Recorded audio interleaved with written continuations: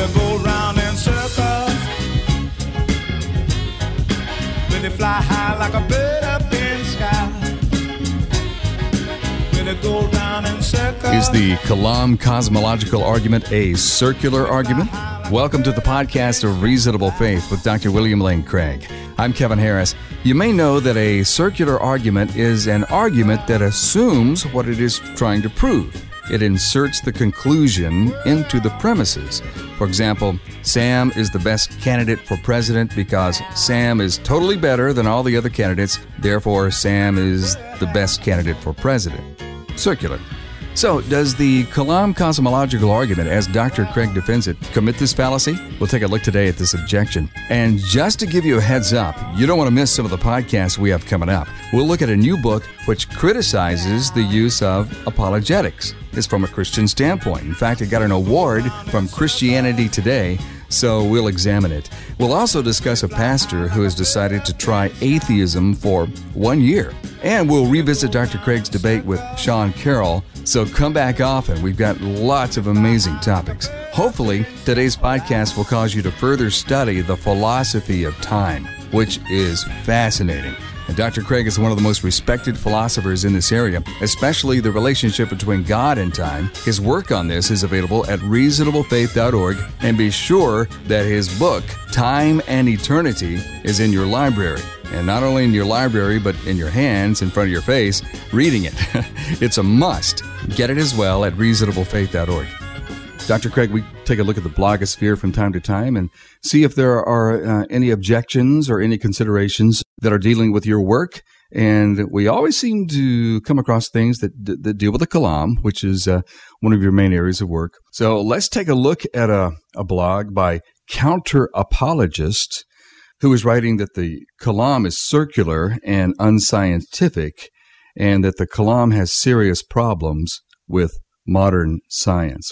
It really doesn't offer anything new that isn't already discussed in my scholarly work.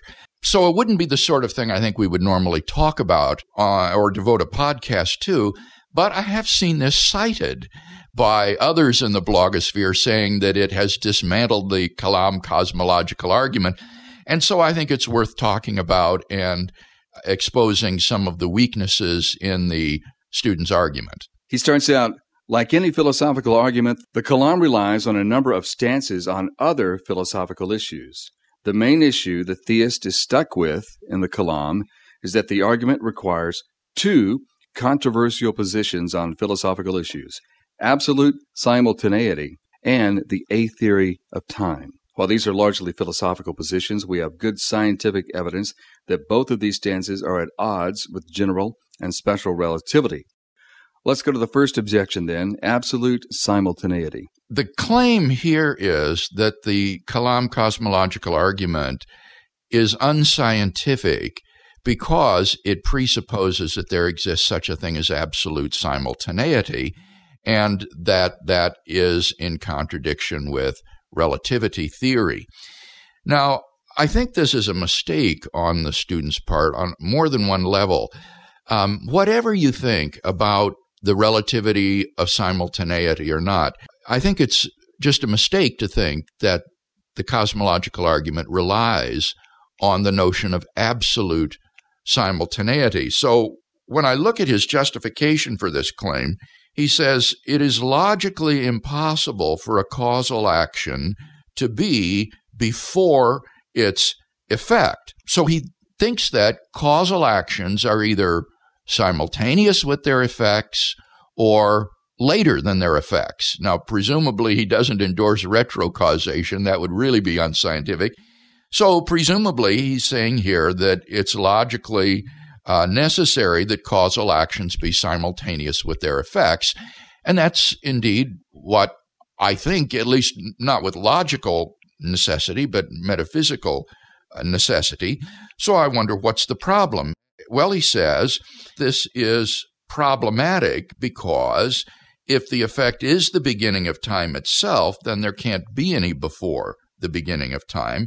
And to get around this logical paradox, he thinks the proponent of the argument has to say that the creation event is absolutely simultaneous with the beginning of time.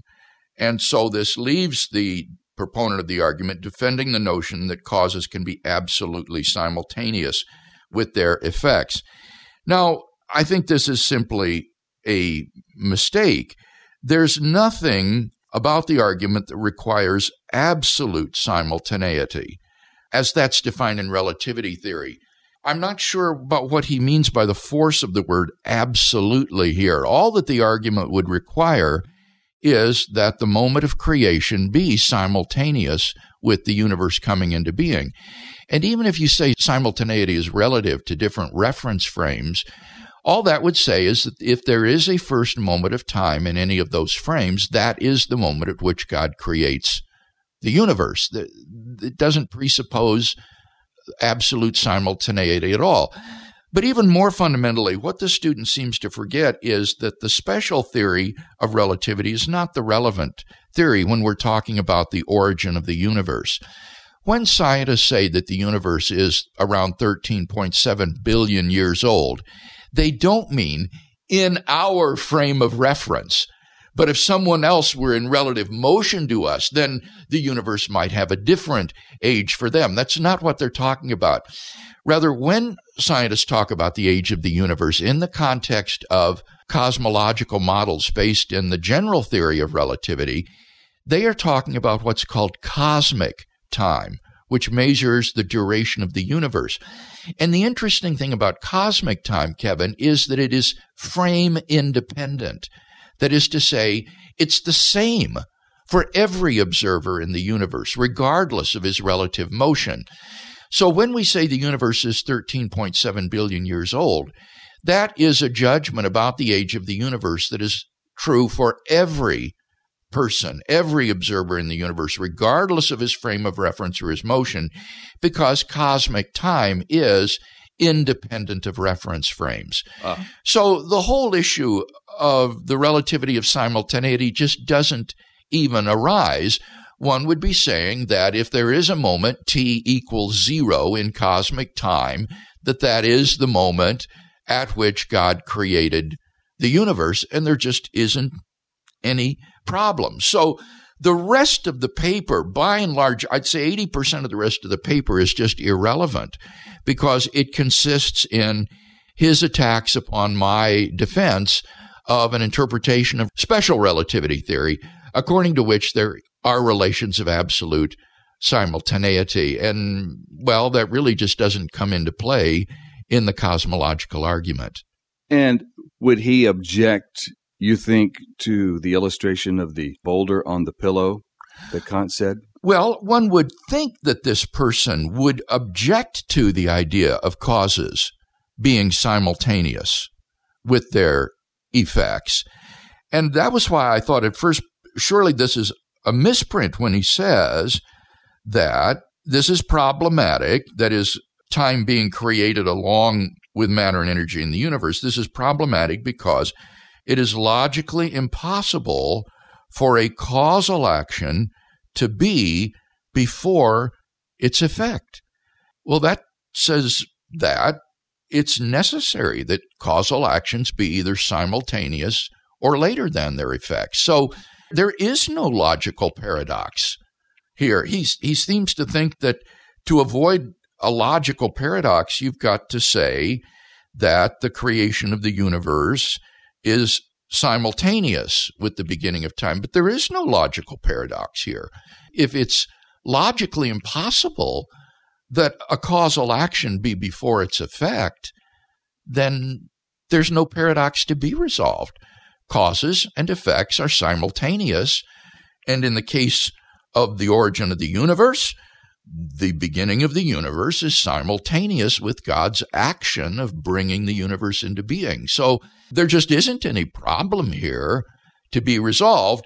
And the more important point is, it doesn't commit you to absolute simultaneity, because you're talking here about cosmic time, which is a frame-independent notion that would still allow you to affirm that in any relatively moving reference frame, the persons in that frame would perhaps date the event differently in their frame of reference. But the point is that regardless of one's frame of reference, all of those observers will date this event to have occurred at the same time in cosmic time, which is this frame-independent time that measures the duration of the universe and is the same for all observers.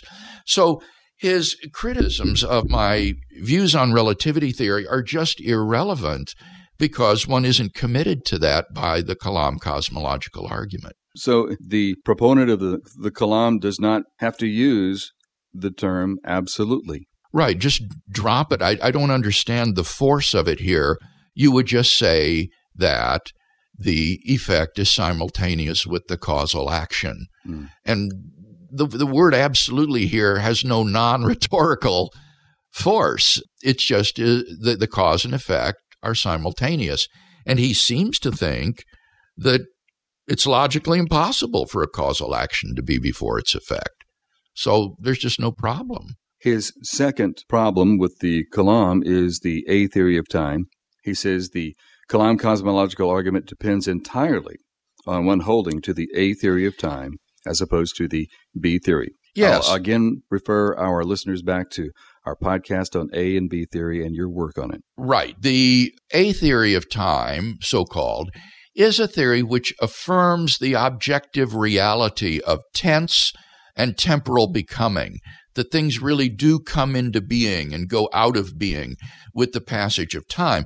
The so-called B theory of time is a theory of time according to which the distinction between past, present, and future is just a subjective illusion of human consciousness, and temporal becoming is therefore not real or objective. All events in time, whether past, present, or future, are equally real.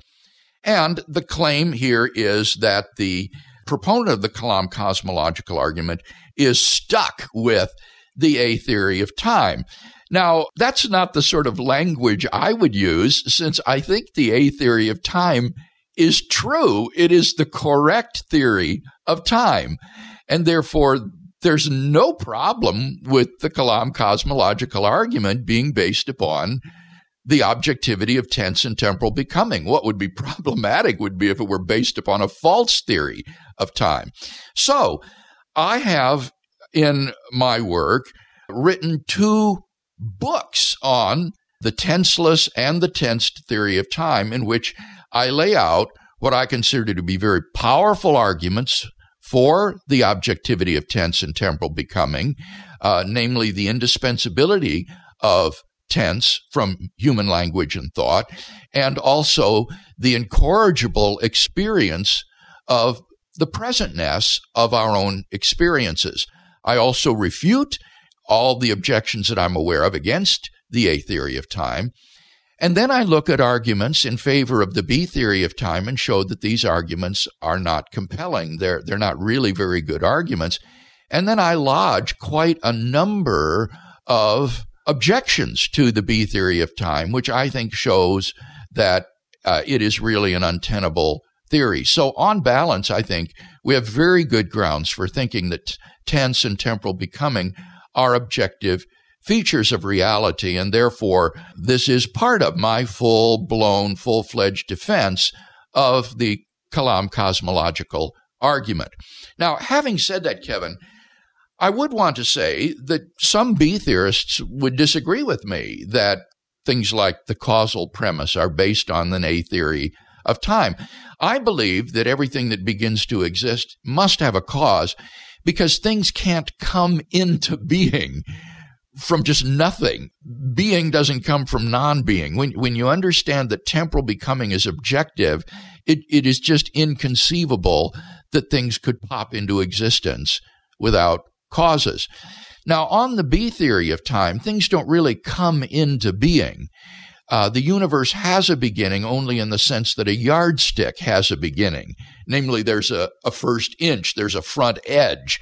But the yardstick doesn't come into being at the first inch. And so similarly, on the B theory of time, the universe has a beginning, but it doesn't really come into being at that point. Now, in talking with B theorists, I've had them say to me, well, Bill, we B theorists also believe in the causal principle. The causal principle may be very, very evident on an A theory of time, but B theorists also accept it. And one person gave me the example, suppose at some moment of time t, a horse exists that did not exist at any time prior to t. Just suddenly at t, there's a horse. He says, as a B theorist, of course I would say that there had to be a cause that explains why the horse is there at t and at no time prior to t. So as a B theorist, he says he's also committed to the causal principle, even though he doesn't believe in the reality of temporal becoming.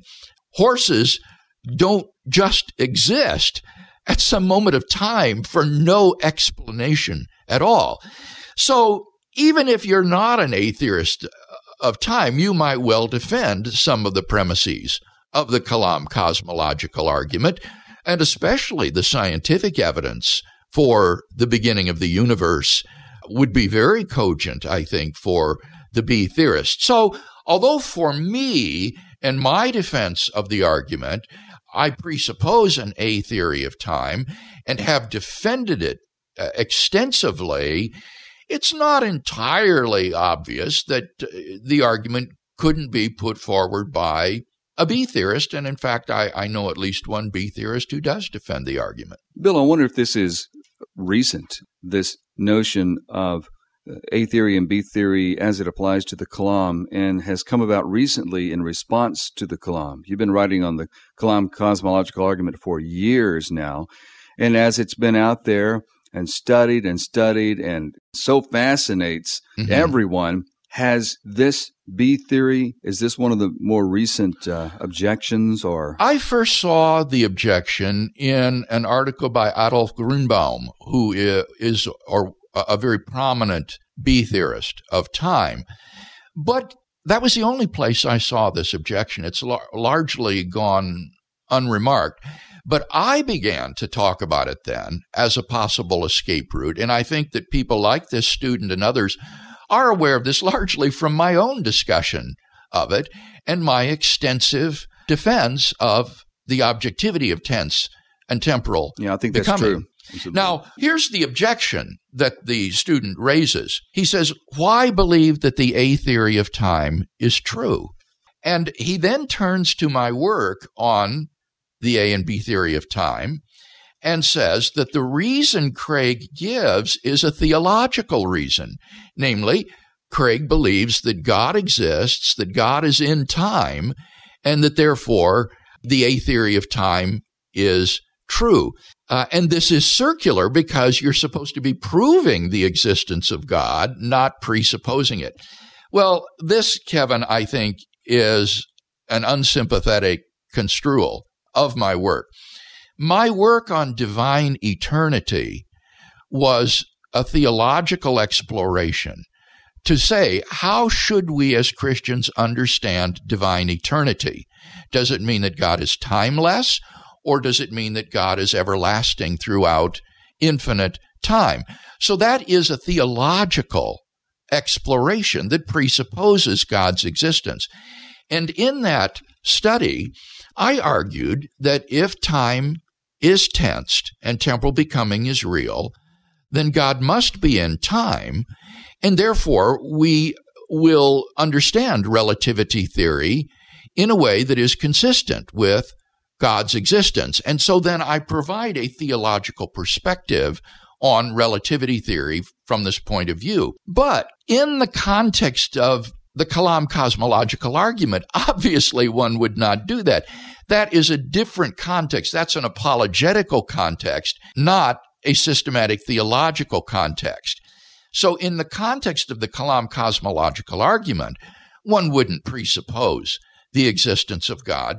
Rather, what one would simply do is look at arguments for and against the A and B theory of time, respectively, and assess which one of those arguments is the best.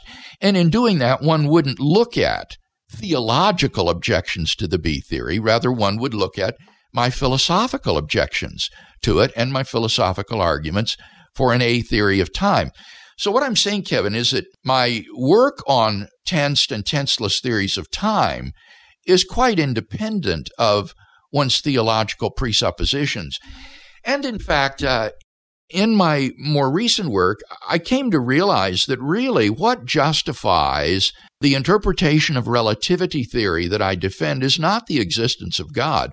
What's really carrying the heavy burden here is your theory of time, that if you believe that time is tensed and temporal becoming is real, then I think the most plausible interpretation of relativity theory will be the one offered by H.A. Lorentz, and that given the reality of tense and temporal becoming, this would be the best interpretation of relativity theory. And Lorentz's theory is empirically equivalent to both the Einsteinian version of the theory as well as the Minkowskian four-dimensional interpretation of the theory. So the argument isn't in any way circular. The student, I think, is just misconstruing the context in which these arguments are offered. And therefore, there is no circularity at all. Now, what's interesting, Kevin, is the student, in looking at the arguments being circular, he notes that Craig presents metaphysical or non-theological arguments as to why we ought to adopt an A theory of time. But then listen to his response for ignoring these arguments. This is just putting controversial metaphysical positions in front of scientific evidence in much the same way Dr. Craig favors theology over science. In other words, he's rejecting metaphysical arguments for your theory of time in favor of just science, what science tells us. And therefore, he ignores everything that I've written in defense of the A theory and against the B theory, because we oughtn't to let metaphysical, philosophical arguments get in the way of what science tells us about time. Well, now that, Kevin, presupposes a naturalized epistemology, which says that philosophy ought to be led by the nose by science. And I simply reject naturalized epistemology. I believe in what Quine called first philosophy, namely that the philosopher has every right to question the metaphysical presuppositions and assumptions of modern science. We don't take modern science simply as our starting point. Rather, we ask about its assumptions and metaphysical presuppositions. And when you do that, Kevin, as I show in my published work, the person who claims to be simply taking his theory of time for modern science is guilty of having unexamined metaphysical presuppositions of an enormous nature. The special theory of relativity, for example, does not disprove absolute time and space. Rather, it presupposes the non-existence of absolute time and space. It is this presupposition that guides Einstein's physical interpretation of his theory. And therefore, we are entirely within our rights as philosophers to say, well, wait a minute, that's an enormous metaphysical assumption. What justifies that assumption? And what you find out is it's an outmoded and untenable verificationist epistemology. The whole thing is based upon this outdated and untenable positivism. So the student, I think, cannot ignore justifiably these metaphysical and philosophical considerations as he does, because in simply saying we're going to follow what modern science teaches, he is making already enormous metaphysical assumptions and commitments himself. And so that he's hoist on his own petard, in effect, he himself is really doing metaphysics. But the difference between him and me is that I realize it and defend my views, and he doesn't realize it and therefore simply uncritically presupposes them. That presupposition, that naturalism always seems to emerge, doesn't it? I mean, sometimes you dig and dig and dig, and then, aha, there it is. It's kind of dug in like a multi-barbed hook. If you have such a naturalistic bent, then you're just not going to allow for Quine's first philosophy in a lot of ways. Yeah, it's an anti-metaphysical prejudice that is guiding this sort of objection or inquiry, and I think is very naive. I suppose the thing that needs to be added here is that there's no justification for naturalized epistemology, Kevin. Michael Ray, a fine philosopher who has written a book called World Without Design, explores naturalized epistemology and what justification there can be for it. And what Ray shows is that there's absolutely no justification for thinking that naturalized epistemology is true. He said all it is, and the best way to defend it, is that it's a methodological disposition which the individual researcher can choose to adopt or not. So if I'm an individual inquirer, I can say I'm going to adopt arbitrarily the methodological disposition of only accepting the deliverances of the natural sciences in my inquiry. But someone else who believes that there are other sources of knowledge than the deliverances of the modern sciences and who is ready to explore and unearth the metaphysical presuppositions and assumptions of modern science is quite free to adopt a different methodological disposition. And the naturalized epistemologist can say nothing by way of justifying his particular disposition and disqualifying somebody else's disposition. Hey, thanks again for joining us. And if you appreciate the work of Dr. Craig and Reasonable Faith and want to keep its impact growing, please think about joining us with your financial support. You can do that by clicking the donate button at reasonablefaith.org. Any size gift is greatly appreciated. Thank you, and we'll see you next time on Reasonable Faith with Dr. William Lane Craig.